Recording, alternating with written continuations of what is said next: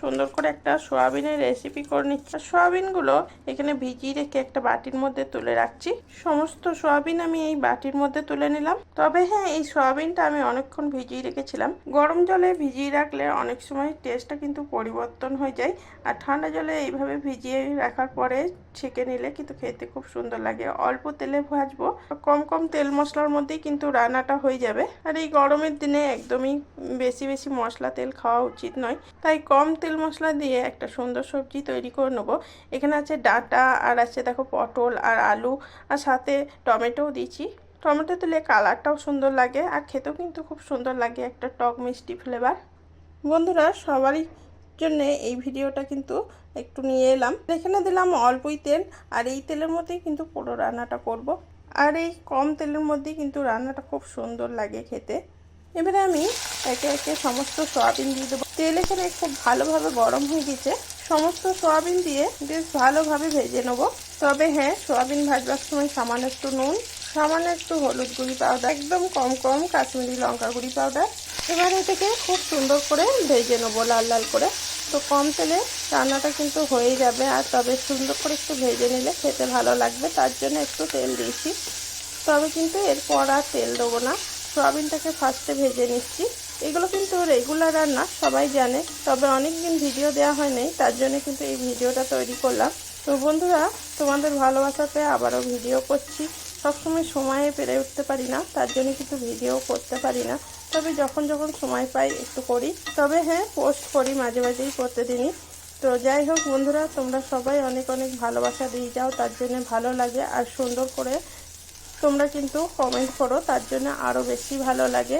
তো বন্ধুরা, সবাই আমার ভালোবাসা নেবে আর প্রত্যেককে আশীর্বাদ করবে, যেন মাঝের মধ্যে হলেও তোমাদের কাছে একটা করে সুন্দর ভিডিও আমি নিয়ে আসতে পারি। তো যাই হোক বন্ধুরা, এখানে দেখো ভেজে নিলাম, আর বেশি ভাজবো না, তাহলে একটু ড্রাই হয়ে যাবে, খেতেও কিন্তু ভালো লাগবে না সোয়াবিনটা তখন। তবে হ্যাঁ, এখানে লাগবে কোনো তেল নাই, কিন্তু সোয়াবিনের মধ্যে তেলটা টেনে নেয়, আমরা বুঝতে পারি না, তখন আবার তেল দিয়ে দিই। তো আজকে আর দেখো তেল দিচ্ছি না এখন।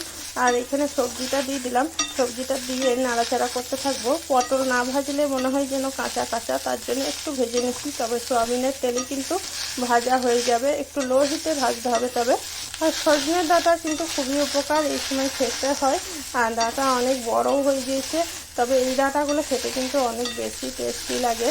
এক সময় লাগে যখন ছোট ছোট থাকে, আবার এই বড় হয় একটু মোটা হলে খেতে আরও সুন্দর লাগে। তো দেখো ধীরে ধীরে ভাজা হচ্ছে, কম কম সবজি আর কম কম দেখো সোয়াবিন রান্না করছি। আসলে গরম পড়ে গেছে, তার জন্য কিন্তু বেশি রান্না বান্না করাও হচ্ছে না, আর অত খাওয়াও যাচ্ছে না, তো তার জন্যই কম করছি আসলে।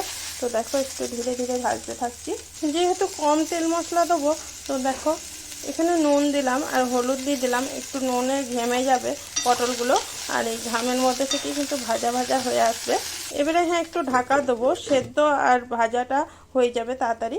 ওদিকে সবজিটা ভাজা হতে হতে এখানে অল্প আদা লঙ্কা একটু থেতো করে নিচ্ছি। এইভাবে একটু থেতো করে নিলে খেতে কিন্তু খুব সুন্দর টেস্টি হয়। খুব সুন্দর এটা ছিঁচে নিলাম। এদিকে পটল, সয়াবিন, ডাঁটা সব কিছুই খুব সুন্দর করে ভাজা ভাজা হয়ে এসছে, আর ঘেমে ঘেমে খুব সুন্দর করে দেখো ভাজাটাও হয়ে গেল, আর সেদ্ধও কিন্তু হয়ে আসছে। তবে হ্যাঁ, একটু কম কম ভেজে এইভাবে রান্না করলে কিন্তু খেতেও সুন্দর লাগে, আর সবজির ফ্লেভারটা পাওয়া যায়, আর উপকারও খুব।